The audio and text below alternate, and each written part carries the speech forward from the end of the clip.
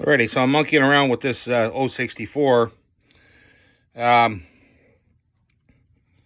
put heli-coils in here, but I wasn't happy with them. I mean, the thing passed the pressure vac test, and I had the heli-coils on hand.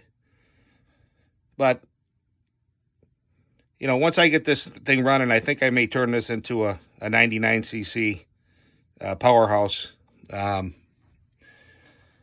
I've seen where guys, you got a couple choices. If you can find, I think it's an 056 Magnum cylinder will go on there. A 395 XP will go on there. You can put the 066, which will only knock it up to like 90, close to 92 cc's, 91 and some change. And then they have a big bore. I've never been too fond about the big bore cylinders, so I'd probably go the 056 route if I could find one. I mean, I know I can get a 395 cylinder, but that I'm not sure what's involved with that. We'll have to cross that bridge. But anyways, I got these two in here. These are your time-serts, if people haven't seen these. And like I said, it's almost like a plumbing fitting. The threads are on the outside. And then you have threads here. I don't know if it's showing up or not, but that's where you screw in. And the advantage of these is once you drive them home, they're not coming out of there. These are heli-coils here. I had to get in there with a pick and kind of monkey around.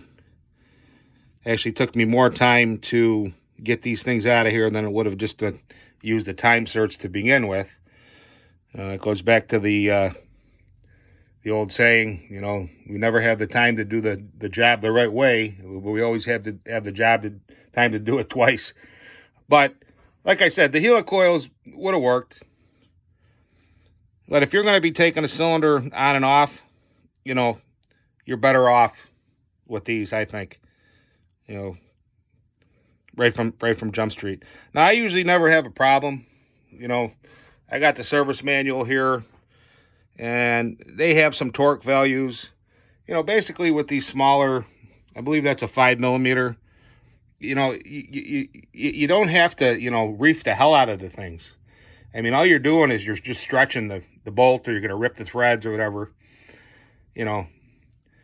and you just get them snug and then go over it with the torque wrench. I know it takes a couple extra minutes, or if you're just got the feel of it, just come in and give it that tightness, and and you're good. But basically how this works is you take your damaged hole, you're gonna drill it out, okay, with the included drill. And you take this counterbore, I don't know if you can see it on it right here. And you counterbore the hole, and then you take your insert here and you drive it home with this tool, and then you just back it out, and then that stays in there. And the counterbore is there so that this is below the surface of what you're working with, okay? So I have two more to do here. I'm just going to replace them all with this. I'm not going to mess around. The only thing about these kits is they're relatively pricey. I mean, this was $120 to my door, and I got 5 heli-coils, or not heli-coils, 5 time-serts. So now the nice thing is these aren't that expensive. So once you buy the hardware and you take the hit, I don't know what these are, a couple dollars a piece. So, but these, you can take these things in and out, tighten them down, take them out. They're not going to go nowhere in a million years. Matter of fact, I think it was Rich Fife.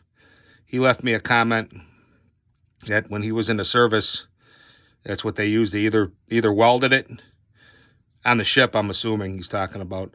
They either welded it or they used these. And if you think about it, once you get this, in that thread,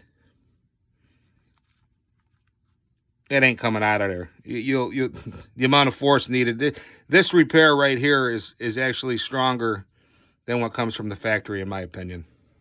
So, alrighty, I'm gonna go on to the next 2 holes and keep going on this thing. It's kind of a caca-poo-poo day out here.